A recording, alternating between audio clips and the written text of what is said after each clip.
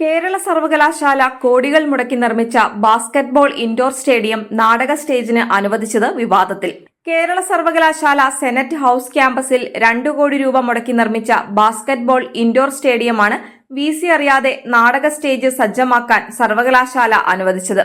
Basketball ടൂർണമെന്റിനും കോച്ചിങ്ങിനും പ്രാക്ടീസിനും മാത്രമേ stadium അനുവദിക്കാവൂ എന്ന സർവകലാശാല ചട്ടം മറികടന്നാണ് സൂര്യ സ്റ്റേജ് ആൻഡ് ഫിലിം സൊസൈറ്റിക്ക് 5 ദിവസത്തേക്ക് സ്റ്റേഡിയം അനുവദിച്ചിരിക്കുന്നത്.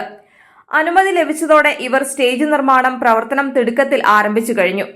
വയനാട് ദുരന്തത്തിൽ സംസ്ഥാനം വിറങ്ങലിച്ചു നിൽക്കുമ്പോഴാണ് തലസ്ഥാനത്തെ നാടകാവിഷ്കാരവും തിരക്കിട്ട് സർവകലാശാലയുടെ സ്റ്റേഡിയം അനുവദിക്കലും. സ്റ്റേഡിയം നാടക സ്റ്റേജിന് അനുവദിക്കുന്നത് ചട്ടവിരുദ്ധമാണെന്നും മാറ്റ് ഫിനിഷ് ചെയ്ത സ്റ്റേഡിയം ഗ്രൗണ്ടിന് കേട് സംഭവിക്കുമെന്നും ഫിസിക്കൽ എഡ്യൂക്കേഷൻ വകുപ്പ് ഡയറക്ടർ സർവകലാശാലയെ അറിയിച്ചിരുന്നു. എന്നാൽ ഇത് മറികടന്നാണ് രജിസ്ട്രാർ സ്റ്റേഡിയം അനുവദിച്ചത്. ഉന്നത വിദ്യാഭ്യാസ മന്ത്രിയുടെ പ്രൈവറ്റ് സെക്രട്ടറി ആവശ്യപ്പെട്ടതിന്റെ അടിസ്ഥാനത്തിലാണ് നാടക ആവശ്യത്തിന് സ്റ്റേഡിയം അനുവദിച്ചത് എന്നറിയുന്നു. സ്റ്റേഡിയം അനുവദിച്ചുള്ള കത്ത് രജിസ്ട്രാർ പ്രൈവറ്റ് സെക്രട്ടറിയുടെ പേർക്ക് കൈമാറി. ബാസ്കറ്റ്ബോൾ ടൂർണമെന്റ് ഒഴികെ മറ്റ് ഒരു ആവശ്യങ്ങൾക്കും സ്റ്റേഡിയം ഉപയോഗിക്കാൻ പാടില്ല എന്ന വ്യവസ്ഥയുള്ളപ്പോഴാണ് രജിസ്ട്രാർ അത് അനുവദിച്ചത്. VCയുടെ അനുമതി കൂടാതെ സ്റ്റേഡിയം അനുവദിക്കാൻ രജിസ്ട്രാർക്ക് കഴിയില്ലെന്നിരിക്കെയാണ് രഹസ്യമായി അത് അനുവദിച്ചത്. MD വാസുദേവൻ നായരുടെ നാലുകെട്ട് എന്ന നോവലിന്റെ നാടക ആവിഷ്കരണത്തിനു വേണ്ടിയാണ് സ്റ്റേഡിയം അനുവദിച്ചത് എന്നറിയുന്നു.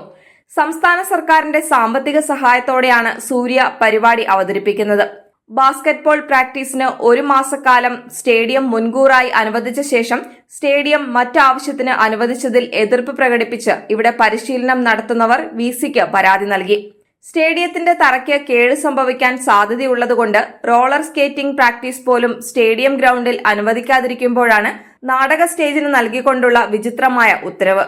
ഈ ഉത്തരവിന്റെ മറവിൽ മേലിൽ മറ്റാവശ്യങ്ങൾക്കും സ്റ്റേഡിയം വിട്ടു നൽകുന്നതോടെ ഏതാണ്ട് 2 കോടി രൂപ മുടക്കി ബാസ്കറ്റ്ബോൾ ടൂർണമെന്റിനും പ്രാക്ടീസിനും വേണ്ടി നിർമ്മിച്ച സ്റ്റേഡിയം കേടാകുമെന്നാണ് ആശങ്ക.